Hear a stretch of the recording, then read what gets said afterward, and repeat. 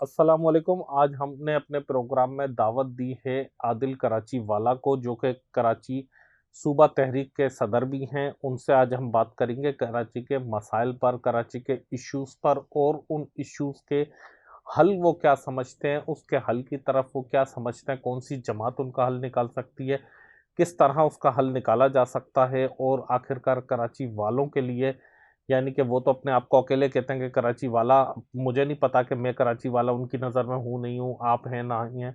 इसी पर बात करेंगे। सबसे पहले तो बहुत शुक्रिया आपका आदिल भाई कि आप क्या कहते हैं तशरीफ़ लाए अपना कीमती टाइम निकाल कर।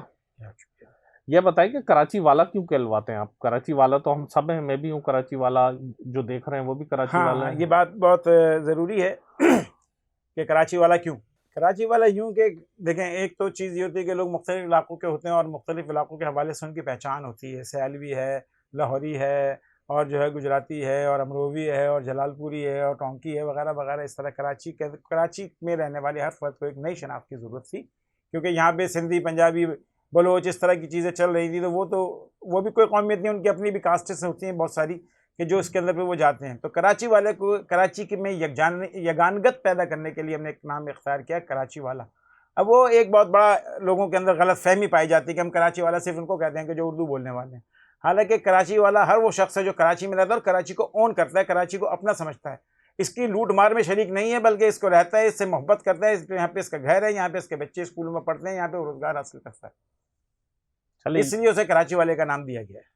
ये तो चले बहुत अच्छी बात है, आपने कह दिया कि ये लसानियत या मज़हब या इस चीज़ से के खिलाफ है। लेकिन ये बताएं कि एमक्यूएम का और आपका क्या ताल्लुक है? एमक्यूएम पाकिस्तान की बात कर रहा हूँ। बहुत से लोग ये समझते हैं कि जब हम कराची सूबे की बात करते हैं तो शायद ये कोई एमक्यूएम का साइड प्रोजेक्ट है। ये बात मैं वाज़ेह कर दूं, तब खास तौर पे उन सिंधी भाइयों के लिए जो मेरी किसी भी एक पोस्ट पे वो मुझे एमक्यूएम का आदमी समझ के उस तरह का रिएक्ट करते हैं। कराची सूबा तहरीक का एमक्यूएम से कोई ताल्लुक नहीं है, क्योंकि एमक्यूएम का कराची सूबे का मुतालबा ही नहीं है। अगर इनका कराची सूबे का मुतालबा होता तो जनाब मुशर्रफ के दौर में कराची सूबा बनवा लेते और आज हम कराची सूबे में रह रहे होते। लिहाजा वो वक्त ज़रूरत पड़ने पर और हुकूमत को और दूसरे लोगों को ब्लैकमेल करने के लिए कराची सूबे का नाम लेते हैं, लेकिन कराची सूबा उनके मंसूबे का हिस्सा नहीं है। क्या बात कर रहे हैं आप? वो तो कहते हैं कि हमारी जो बुनियादी तहरीक का महवर है, जो मरकज़ है, वो कराची का हुकूक हैं और कराची सूबा है और कराची के हुकूक की बहाली है। 15 हुकूमतों में रहने के बाद भी ना उन्होंने कराची को कोई हक दिलाया। उन्होंने कोटा सिस्टम ख़त्म के ख़िलाफ़ कभी असम्बली में वोट नहीं दिया।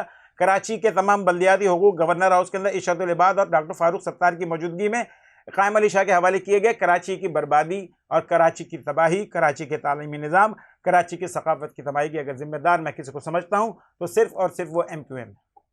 तो आप इसका मसाइल का हल, आपकी तो एक सोशल किस्म की तंजीम है कराची सूबा तहरीक या कोई सी भी, अगर आप इसको ले लें तो इसमें तो सियासत का अमल दखल लाजमी होता है। अगर आप सूबे के लिए जाएं या किसी और चीज़ के लिए जाएं, तो इसमें सियासत के बगैर या असम्बलियों के बगैर मुमकिन असल में कैसे जब है? भी लोग शुरू करते हैं ना सियासत, ये एमक्यूएम थी ना, तो इसका पहला नारा था उनका काम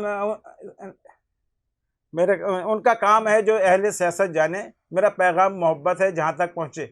तो सियासत से तो उन्होंने भी कहा था हम सियासी नहीं हैं, हम तो सिर्फ एक प्रेशर ग्रुप हैं। और आगे जाके वो इतनी बड़ी सियासी तंजीम बन गई और आज भी एग्जिस्ट तो बहरहाल करती है, उसकी पोजीशन जो भी हो। तो यही हमारा भी कहना है कि हम जो है अभी तो हम सिर्फ एक प्रेशर ग्रुप के तौर पे काम कर रहे हैं, और अगर कराची वालों की सपोर्ट मिली तो हो सकता है कि कल को कोई कराची अवामी पार्टी या कराची नेशनल पार्टी जो है वो वजूद में आ सकती है। इस इम्कान को रद्द नहीं किया जा सकता। तो ये भी उसी तरह का तमाम कौमियतों पर मुश्तमिल होगी या सिर्फ कोई एक खास मखसूस तबके की? कराची में रहने वाला हर फर्द इस पार्टी का मेंबर बन सकता है अगर ये बनी। और फिलहाल तो कराची कराची से सूबा तहरीक बाहर है, रहने वाला नहीं, क्या कोई फिलहाल हैदराबाद का या कराची सूबा सखत? तहरीक है, और कराची सूबा तहरीक के अंदर हर कराची वाले को दावत आम है और खुली दावत है कि वो आएँ और कराची सूबा तहरीक के हाथ पांव मजबूत करें और कराची सूबे के लिए काम करें। क्योंकि जब कराची सूबा होगा, कराची की असम्बली होगी, कराची का सेक्रेटेरिएट होगा, कराची की अपनी मकामी पुलिस होगी जो कराची के लोगों की बुनियादी मुतालबात हैं। तो इसके लिए कराची सूबे का क़याम इंतहाई ज़रूरी है। कराची सूबा किस तरह बन सकता है? मुझे लॉजिक समझ में नहीं आती, क्योंकि जहाँ तक मैंने आइन को थोड़ा बहुत देखा है, क्योंकि ज़ाहिर है आप मुझसे बेहतर ही पढ़े लिखे हैं डेफिनेटली। तो पहले सिंध असेंबली से 2/3 मेजॉरिटी से वो करारदाद मंजूर हो, फिर उस पर बिल पूरा बल्कि मंजूर हो, फिर नेशनल असेंबली से, फिर सेनेट से। ये कहने में तो चंद सेकंड लगे, लेकिन आप भी जानते हैं, मैं भी जानता हूँ, यह अमली तौर पर शायद सालों पर पंजाब के हवाले से तमाम स्टेक होल्डर्स बज़ाहिर तो मुत्तफ़िक थे, तमाम सियासी बड़ी जमातें मुत्तफ़िक थी। तो उसको भी मेरा ख्याल है कोई तहरीक को चलते हुए तो दिहाइयाँ हो गई, लेकिन जब से बिल पंजाब असेंबली में पेश हुआ उसको भी तकरीबन 20 साल होने वाले हैं। तो किस तरह मुमकिन हो सकता है ये मेरी इस पर बहुत बात हुई थी। ये आइन के अंदर जो तरीक़ाकार दिया गया कि पहले सूबाई असेंबली 2/3 करेगी, फिर कौमी असेंबली करेगी, उसके बाद सेनेट करेगी, फिर इस वज़ीर आज़म उसकी अप्रूवल करेगा, फिर वो प्रेसिडेंट को जाएगी, प्रेसिडेंट का अगर कोई इशू आया प्रेसिडेंट को वापस करेगा, फिर सेनेट, फिर कौमी असेंबली और फिर सूबाई असेंबली। ये एक बहुत बड़ा प्रोसीजर और ये खास तौर पर इसीलिए बनाया गया था कि मज़ीद सूबे मुल्क में कायम ना किए जा सकें। लेकिन अब जो हमारी 28वीं तरमीम आ रही है उसके अंदर इंशाअल्लाह ताला इन तमाम चीज़ों को दूर कर दिया जाएगा। और पाकिस्तान की सियासत है, पाकिस्तान में जो कुछ करने वाले होते हैं वो कह देते हैं और सब कुछ हो जाता है। तो मैं किसी चीज़ का नाम तो नहीं लेता, लेकिन ये बात तय है कि कराची के साथ सिर्फ कराची सूबा नहीं बल्कि हर आज़ाद सूबा, सराइकी सूबा और बलूचिस्तान के अंदर और खैबर पख्तूनख्वा के अंदर हर जगह मुख्तलिफ सूबे बनने हैं और ये सूबे बनने जा रहे हैं इंशाअल्लाह। नहीं, तो ये 28वीं तरमीम पर जो आपने कहा कि ये चीज़ ख़त्म हो जाएगी, तो ये आपकी ख्वाहिश है, आपका अंदाज़ा है या आपकी इंफॉर्मेशन है, कैसा ये होगा? ज़ाहिर है ये कुछ ना कुछ इन्फॉर्मेशन तो लोगों के पास है और सबके ही पास है और सीधी सी बात ये की गई है। बल्कि मैं कुछ लोगों से मुलाकात भी मेरी हुई है लाहौर के अंदर और कराची के अंदर, तो वो यही है कि वो सिंध असेंबली भी इसको अप्रूव कर देगी। नहीं, तो तरमीम के लिए तो सिंध असेंबली की ज़रूरत भी नहीं है अप्रूव। जब आइन में तरमीम आ जाएगी तो सादा अक्सरियत से काम हो जाएगा और सादा अक्सरियत के लिए फिर कोई इतने बड़ा मसला नहीं है, तमाम असेंबली इसको अप्रूव कर दी। किसी असेंबली का कोई इशू नहीं है, सिर्फ और सिर्फ सिंध असेंबली का इशू है और सिंध असेंबली जो है इसको अप्रूव करेगी। ये आपके पास इत्तला है? ये मेरा अंदाज़ा है। अच्छा। इसको तला भी कह सकते हैं और इसे अंदाज़ा भी कह सकते हैं। यानी कि एक थोड़ा बहुत अंदाज़ा है, थोड़ी बहुत इत्तला जी की हाँ। बुनियाद पे। तो अगर कल को इसके बाद मैं मिसाल के तौर पर कराची के अंदर रहते हुए लियारी के सूबा तहरीक की बात उठे या क्या कहते हैं केमाड़ी सूबा तहरीक की बात उठे, तो फिर उसका क्या सॉल्यूशन इसमें असल रखा में जा रहा है? आप ये देखें कि तुर्की एक छोटा सा मुल्क, उसकी आबादी हमसे भी काफ़ी कम है, वहाँ पे 80 सूबे हैं। तो अगर सिंध के अंदर 4 सूबे बन सकते हैं तो कराची में 2-3 सूबे बन सकते हैं। डिपेंड ये करता है कि वहाँ की आबादी के हिसाब से, एडमिनिस्ट्रेटिव पावर के हिसाब से किए जाते हैं। कराची इतना बड़ा है कि दुनिया के 50-60 मुल्कों से ज़्यादा बड़ी आबादी है इसकी। इसका असल मसला एडमिनिस्ट्रेटिव इशूज़ हैं, तो उसके लिए सूबा बनना बहुत ज़रूरी है क्योंकि आबादी 4 करोड़ की आबादी पे बड़े बड़े मुल्क हैं। अफगानिस्तान की आबादी शायद हमसे कम है और ईरान की आबादी 8 या 9 करोड़ है और वो उसमें मुल्क है और पूरे पूरे सूबे हैं। तो ज़ाहिर 4 करोड़ की आबादी में तो ज़ाहिर सूबा तो कम अज़ कम बनना चाहिए और अगर इसमें मज़ीद कोई तकसीम आगे चल के हो सकती है और ज़रूरत महसूस की जा सकती है तो मैं उसकी भी मुखालफत नहीं करूँगा। नहीं, तो यह मतलब अगर जैसे आपकी बात थोड़ी देर के लिए हम तसव्वुर कर लें कि चले कराची सूबा तो एक बड़ा शहर है, इसमें कोई शक नहीं है, आपने 50 या 80 का है, मेरी मालूमात के मुताबिक 100 से ज़्यादा मुल्क दुनिया में कराची से छोटे हैं, इसमें कोई ऐसा दो राय नहीं है। कराची एक यकीनी तौर पर बड़ा शहर है जिसमें मसाइल भी बेपनाह है, लेकिन जो आप कह रहे हैं कि लियारी भी अगर बन जाए तो कोई मसला नहीं है, यानी कि लियारी की अपनी कैबिनेट हो, अपनी असेंबली हो, अपना गवर्नर हो, अपना चीफ मिनिस्टर हो, अपना सेक्रेटेरिएट हो, इसी तरह गुलशन इकबाल का अपना हो। क्या ये मुमकिन है, इतने खर्चे उठा ये सकते मुमकिन हैं, तो नहीं है, ये लेकिन चीज़ें बात ये होती है, पॉसिबल असल हैं? में बात ये है कि क्या है कराची सूबे का मुतालबा क्यों सामने है। कराची सूबे का मुतालबा है कि इसकी बुनियाद रखी जुल्फ़िकार अली भुट्टो ने 73 के आइन के अंदर। अगर वो यहाँ पर कोटा सिस्टम नाफिज ना करते, सिर्फ एक कोटा सिस्टम है जिसने भुट्टो ने लगाया और उसके बाद उसने सिंध की तकसीम का जो है वो पहली जो है ना ये क्या कहते हैं संग बुनियाद रखा। उसके बाद 73 के अंदर फसादात हुए, उसके अंदर 88 के अंदर फसादात हुए। एक बिल्कुल जो कौमें आपस में शादियां करना शुरू हो गई थी, सिंधी और महाजनों के अंदर शादियां हो रही थी और तमाम चीज़ें होने लगी थी, उस सकाफती उसको रोक दिया गया, सकाफती इंजमाम को। जैसे पंजाब में या केपी के अंदर या बलूचिस्तान के अंदर बहुत से माजी लोग हैं जो सरकारी नौकरी पर और मुख्तलिफ जगहों पर उनको मुलाजमतें दी गई, इंडिया से लाके एडजस्ट किया गया और जब उन्हें एडजस्ट किया गया तो वो उस सूबे का हिस्सा बन गया। आज उनकी औलादें पहचानी भी नहीं जाती कि इनका बाप जो इंडिया से आया था। तो कराची के अंदर, सिंध के अंदर स्पेशली ये काम नहीं होने दिया गया, लोगों को आपस में मर्ज नहीं होने दिया गया। जब मर्ज नहीं होने दिया गया तो दरार पड़ी और दरार पड़ के वो खलीज बन चुकी है और इसकी जिम्मेदारी सारी की सारी पीपल्स पार्टी पे आयद होती है। तो आज अगर ये कोटा सिस्टम खत्म हो जाए तो आपका मुतालबा खत्म हो अब जाएगा तो या? कोई फायदा नहीं है क्योंकि अच्छा। कोटा सिस्टम हमेशा के लिए लागू हो चुका है सिंध के अंदर। और दूसरी बात यह है कि अगर आप कोटा सिस्टम, तो अब तो कराची वालों की मांग होनी चाहिए कोटा सिस्टम पे अमल करो। 40% सरकारी मुलाजमतों पे कौन लोग बैठे हुए, 100% सिंधी लोग बैठे हुए। मैं इसके अंदर नहीं जाना चाहता कि मैं कोई लिसानी इशू उठाऊं, लेकिन ये बात सच है कि कराची के अंदर मौजूद एक यूनियन काउंसिल से लेकर आप सिंध सेक्रेटेरिएट तक चले जाएं, आपको कहीं पर भी 40% महाजिर बैठा हुआ नजर नहीं आएगा, सारे के सारे सिंधी बैठे हुए। अच्छा, नहीं, ये इससे बेहतर नहीं है कि ये इशू उठाया जाए, क्योंकि ये तो बात सिंध के दीगर शहरों से भी उठती है कि मेरिट का कत्लेआम हो रहा है और मेरिट पर अमल नहीं होता और सिफारिशों पर या ख़ास तौर पर पैसे देकर नौकरियां हासिल की जाती हैं। ये बातें तो होती हैं, तो क्योंकि वहाँ पर भी ऐसे लोगों का, तो हम मेरिट के लिए बात करें या आपको लगता है कि कौमियत पर बात की असल में जाए? अब तो मेरिट वेरिट की बात होगी ख़त्म। अब एक जो तफरीक जहनों में पड़ चुकी है ना, उस तफरीक को हम दूर नहीं कर सकते। अब कोई भी ऑपरेशन, कोई भी इलाज, कोई भी रेमेडी, कोई भी मेकअप इन दो लोगों को मिला नहीं सकता। बेहतर ये है कि क्योंकि पाकिस्तान की दिफाई लाइन जो है, आप हर जगह सिंधु देश के नारे लगे, और सिंधु देश का नारा बुनियादी तौर पर पाकिस्तान मुखालिफ नारा है और उसके खिलाफ कोई एक्शन नहीं लिया जा रहा।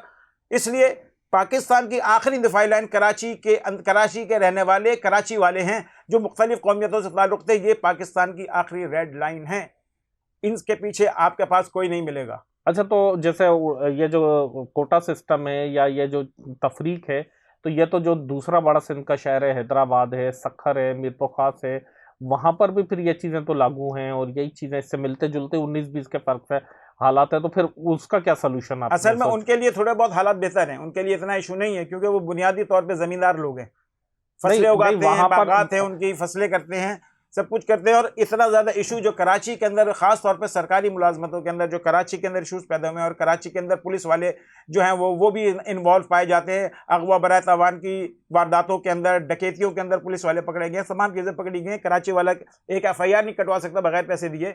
तो ये तमाम चीज़ें वो हैं जो एक बहुत बड़ी खलीज पैदा कर चुके हैं। मैं नफरत का नाम नहीं लूँगा, खलीज के नाम लूँगा। इसलिए उसको अब कराची और तो बिल्कुल अलग हो चुका है। सिंध के अंदर रहने वाले महाजिर जो वो सिंध के अंदर मदगम है, वो वहाँ के हिसाब से सेटल्ड है, उनके लिए इतना इशू नहीं है जितना यहाँ के लिए इशू है। अच्छा, यहाँ पे तो बाइकें चलाने वाला भी कराची वाले को जगह नहीं मिलती कि बाइकें भी चला सके।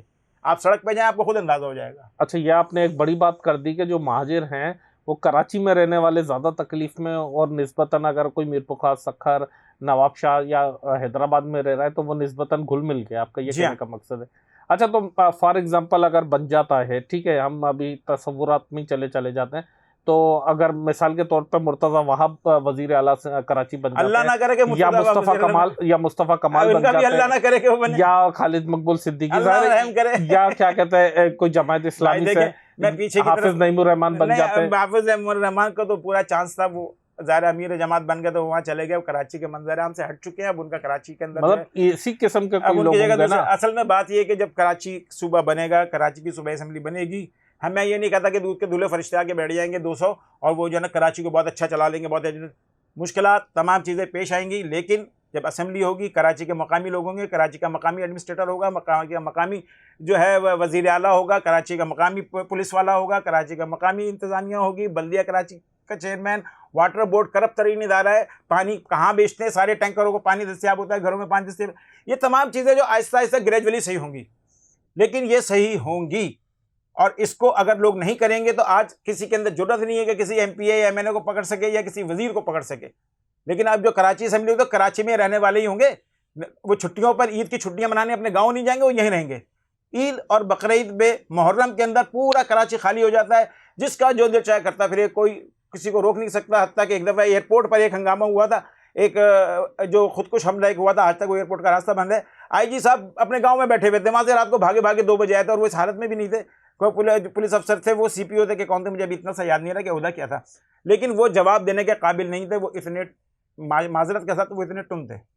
नहीं, ये बात तो ठीक है, ये बात है, मैं एग्री कर रहा हूँ, लेकिन ये तो सारे के सारे इंतजामी मसले हैं, क्योंकि ज़ाहिर है सिंध एक बड़ा सूबा है, उसके मुख्तलिफ शहर हैं। यह सिर्फ यहाँ कराची में बैठकर ऐसा लगता है कि शायद कराची खाली हो गया या कहीं चले गए, तो ऐसा नहीं है कि वो सारे के सारे किसी एक शहर में जाते हैं। मुख्तलिफ सर बात कराची की है, कराची से सब मुख्तलिफ शहरों में जाते हैं, लेकिन कराची तो खाली हो जाता है। कराची की एडमिनिस्ट्रेशन कहाँ पे होती है? दूसरी बात, जो एडमिनिस्ट्रेशन का इशू है, ये सेम हैदराबाद में भी यही होता है, ये भी तो ये सखर में भी सेम सिचुएशन होती है। गवर्नमेंट का ही है, जिसकी वजह से आज कराची सूबे का मुतालबा करें कि सिंध को चलाने वाले जो 17 साल 18 साल से यहाँ बैठे हैं, वो बिल्कुल इस काबिल नहीं है कि वो कोई एडमिनिस्ट्रेशन चला सकें।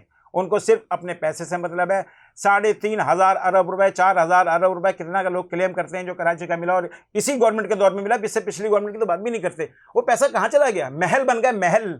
जाके आप देखें इनके गाँव में और इनकी ज़मीनों के ऊपर जो बड़े बड़े महल बने, अरब बादशाहों के भी क्या महल होंगे जो इनके महल हैं।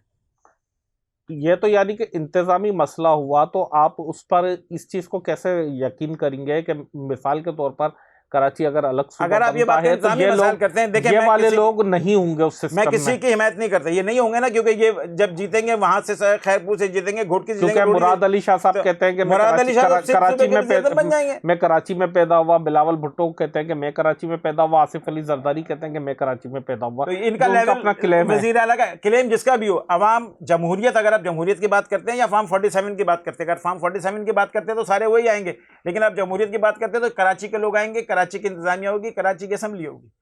अवामी नुमाइंदे कराची के होने ज़रूरी है। इंतजामिया अवामी नुमाइंदों की तरफ देखती है, इख्तियार अवाम ने उनको दिया होता है, लेजिस्लेशन वो कर सकते हैं, कानून साजी वो कर सकते हैं। इसलिए कराची की असम्बली बनाने के लिए कराची सूबे का क़याम इंतहाई ज़रूरी है। अच्छा, जो एक बीच में दरमियान में बात आई थी कि जो कराची को वफाक के हवाले कर दिया जाए एडमिनिस्ट्रेटिवली, यानी कि डायरेक्टली इसको जो इस्लामाबाद से कंट्रोल किया जाए, उस चीज़ को आप किस तरह ये देखते बात हैं? बिल्कुल भी मुमकिन नहीं है, इसलिए कि अभी तो चलो सिंध के अंदर है तो आदमी कम से कम सिंध की हदूद में तो वज़ीर आला पाया जाता है ना, और आखिरकार उसे कराची आना। एक लीजान ऑफिसर क्या एक गवर्नर या एक वज़ीर आला के बराबर काम कर सकेगा? कभी भी नहीं कर सकेगा। एलडीए के तो अपने मसाइल हैं, उनसे तो कभी दरख्त नहीं कटते, कभी पानी नहीं होता, आज तक जो है नाला लई को वो बेहतर नहीं बना सके। वो कहते हैं जी पिंडी के अंदर, पंजाब के अंदर है तो इस्लामाबाद पिंडी का ही मसला ना। तो सर बहुत सारी चीज़ें हैं, वो तो बिल्कुल ही एलडीए तो मतलब पाकिस्तान का सबसे बदतरीन बल्दियाती इदारा है। एलडीए सॉरी इस्लामाबाद का सीडीए जो कैपिटल डेवलपमेंट अथॉरिटी जिसका नाम है, तो कराची को आप सीडीए के हवाले करेंगे तो सीडीए तो इस्लामाबाद 4-6 लाख आबादी का शहर नहीं संभलता, 4 करोड़ की आबादी उनके अच्छे भी नहीं संभाल सकते। तो यानी कि इस चीज़ तस्वुर को आप बिल्कुल गलत समझते हैं। बिल्कुल है ही नहीं। ऐसी बात हकीकत से तो खैर करीब नहीं है, लेकिन कुछ लोगों की ख्वाहिश जरूर कुछ लोग किसी इशारों पे, देखिए मैं आज खुल के बात कर रहा हूँ क्योंकि वक्त बहुत कम रह गया है, 28वीं तरमीम का बहुत कम वक्त रह गया, उसके अंदर बहुत से अवामिल आते हैं। चीज़ खुल के सामने आनी चाहिए कि वो लोग इस काबिल नहीं है कि वो कराची को चला सकें। कराची को सिर्फ और सिर्फ कराची वाले चला सकते हैं, और इसकी सारी सी मिसाल है। मैं जमात इस्लामी की हिमायत बिल्कुल नहीं करता। जमात इस्लामी के 9 टाउन है, उसको आप देख लें, पीटीआई के पास भी टाउन है, उनको भी देख लें, और पीपल्स पार्टी के टाउन है, उनको भी देख लें। किसकी कैसी कारकर्दगी आपके सामने मेरी बात बिल्कुल सच्ची साबित होगी कि जो शाह फैसल कॉलोनी के खटक साहब हैं, वो उनका काम सिर्फ ये है कि जो ग्राउंड्स हैं, जो ईदगाहें हैं, उनको हॉकर जोन बनाओ, पैसे पकड़ो, मनी नदी से रेती बेचो, पैसे पकड़ो। कब्रिस्तानों में कब्रों के 35-35 हज़ार रुपये की कब्रें बिक रही हैं। तो ये जो है ये सारा पैसा उनका भी हिस्सा जा रहा है सब उसके अंदर।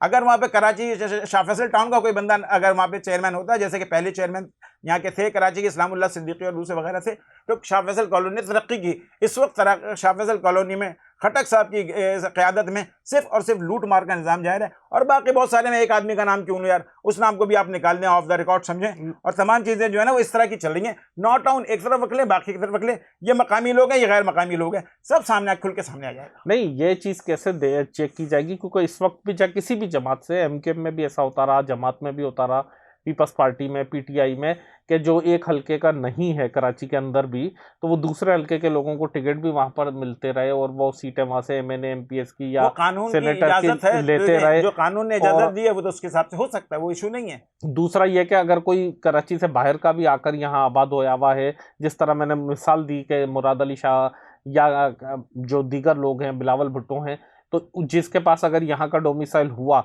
और अगर वो यहाँ पर खड़ा हुआ, इसी तरह सिस्टम चला, तो उसके लिए आपके पास कोई सिर्फ ये उम्मीद है कि बेहतर हो जाएगा, या कोई ऐसा तरीक़ाकार भी है कि उस चीज़ को यकीनी बनाया जाए? सबसे बड़ी चीज़ आवाम का प्रेशर होती है। जब कराची के नुमाइंदे होंगे, कराची के आवाम का प्रेशर होगा, लोगों का एक एतमाद होगा। अभी तो लोग सीधी सी बात क्या, भाई वो हमारी कौन सुनेगा, मुराद अली शाह हमारी कहाँ सुनेगा, या शर्जील मेमन हमारी कहाँ सुनेगा, वो तो अपने अपने मालो माल बनाने में लगे हैं। उन्हें कराची क्या इशारा है, भुट्टो बनी ना कराची के अंदर बनी, क्या हाल हुआ उसका आपने देख लिया। हब रिवर के अंदर एक कैनाल बनी, कितने अरब रुपए खर्च हो गए, वो अशर आपने देख लिया। करीमाबाद का अंडरपास है, उसका आपने अशर देख लिया। ये तो तबाही है, ये डिजास्टर की एक बहुत बड़ी लिस्ट है जो सिंध गवर्नमेंट के खाते गले में डाली जाएगी, किसी ना किसी दिन पहनाई जाएगी। अभी तो हुकूमत में ठीक है, चल रहा है, लेकिन जब हुकूमत से जाएंगे और फाइलें खुलेंगी कि जी 4 अरब रुपए का एंटरप्राइज आपने कैसे बनाया, इतने पैसे कैसे खर्च हो गए, और उसके अंदर जो है जनाब ये जो आपने हब कैनाल बनाई थी जो पहले इफ्तिताह के अंदर ही टूट गई, 25 साल पुरानी अब्दुल सत्तार अफगानी की बनाई हुई कैनाल आज तक चल रही है, 50 साल पुरानी, और इन्होंने अभी बनाई और अभी बह गई। शाहरा भुट्टो के आपने भुट्टो के नाम की ऐसी की तैसी कर दी, सारी सड़क बह गई। अरे भाई क्या हो रहा है, ये आपके क्या क्वालिटी ऑफ वर्क क्या है, आपने क्या दिया था, किस ठेकेदार को दिया था, पता ना, उस ठेकेदार को लाओ बेटा कैसे टूट गई सड़क। ये कोई एसओपीज होते हैं, कोई स्टैंडर्ड होता है तमाम चीज़ों का। ये तमाम चीज़ें बस पैसा खाओ, काम करो, पैसा लगाओ, ये खर्च करो, हाँ खर्च हो रहा है, क्या हो रहा है, मेयार कहाँ है वो तो बता दो, कहीं नहीं है। अच्छा, बिल फर्ज अगर आपकी बात हम मान लें, कराची का वजीर आला जिस इलाके का होगा तो बाकी इलाकों के लोग उसको चैलेंज नहीं करेंगे कि अगर डिफेंस या क्लिफ्टन से हुआ कि यहाँ से हमें पर पैराशूटर मुसल्लत कर दिया गया, ये इश्यूज बाद में चल के नहीं आएंगे कि इलेक्शन तो पार्टी बेसिस पे होंगे ना। लियारी के को वो डिसऑन कर रहा है या न्यू कराची के लोगों को या बल्दिया टाउन ये के मसाइल लोगों तो को आपके घर के अंदर भी होते हैं भाई। इसी तरह बिलफर्ज अगर न्यू कराची से या लांडी कोरंगी से उठा के किसी कोई कॉम्पिटेंट उस पार्टी का हुआ, जिस भी पार्टी की हुकूमत हुई, कि वहां का अगर कोई वजीर आला या गवर्नर लगा दिया जाता है तो लोग बोलेंगे कि जाहिलों का उन पर मुसल्लत कर दिया गया।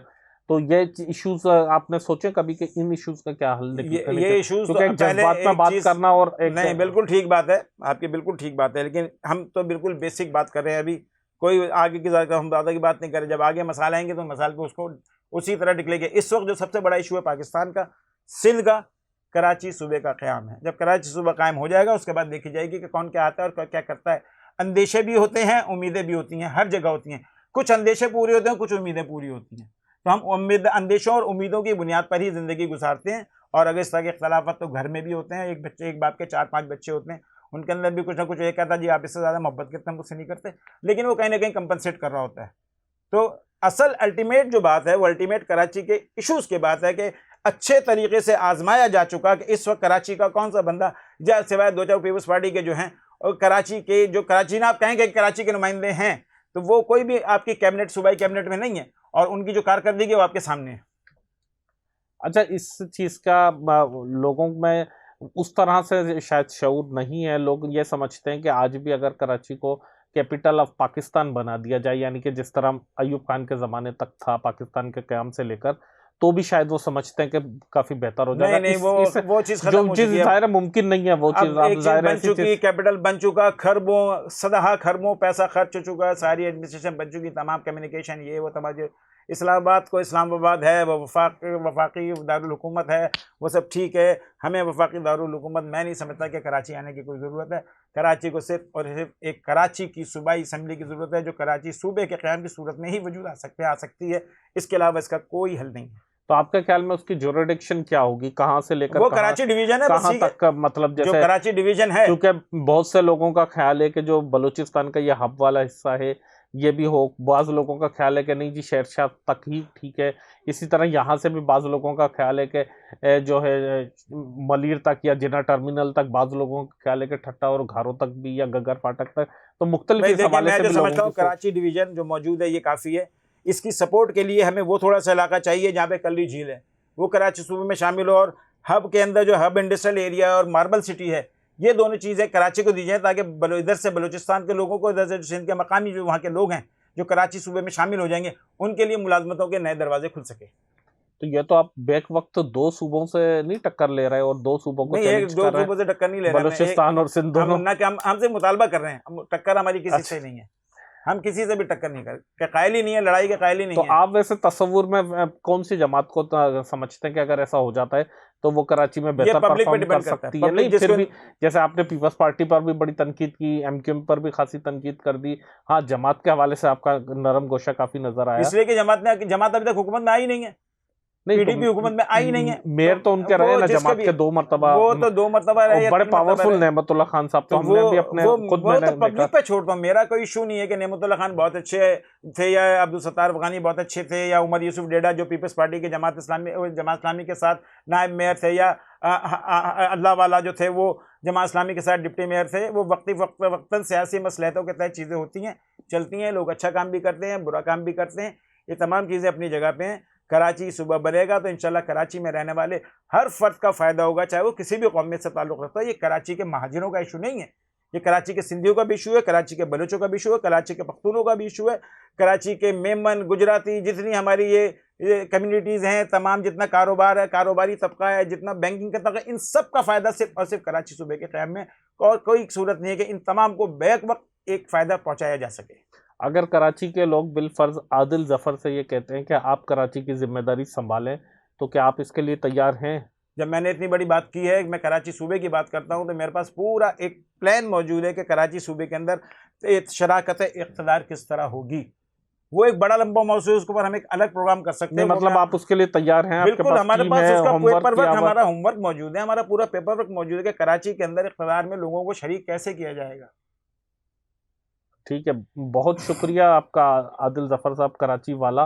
कराची वाला तो वैसे मैं भी अपने आप को समझता हूँ, और मेरा बिल्कुल आप ख्याल है, कराची वाले हैं। और मेरा ख्याल है कि आप भी समझते होंगे। वो अलग बात है कि आदिल ज़फ़र भाई अपने नाम के साथ उन्होंने अपना तख़ल्लुस रख दिया, कि जो कि एक अच्छी बात है। ज़ाहिर है जो कराची में रहता है उसको ऑन करना चाहिए कराची को, और कराची के मसाइल तभी हल हो सकेंगे। ख़ैर ये तो एक लंबी डिबेट है, हर किसी का अपना-अपना नुक्ता नज़र है, कौन क्या इसको पसंद करता है। आप लोग इस हवाले से कमेंट बॉक्स में भी ज़रूर बताइएगा कि आप लोगों की क्या राय है। जितने भी सवालात मेरे थे, या आदिल ज़फ़र साहब के जवाबात थे, या इससे हटकर कोई आपकी राय हो, वो भी ज़रूर बताइएगा, ताकि हमारी रहनुमाई हो सके, हमें गाइडलाइंस मिल सकें।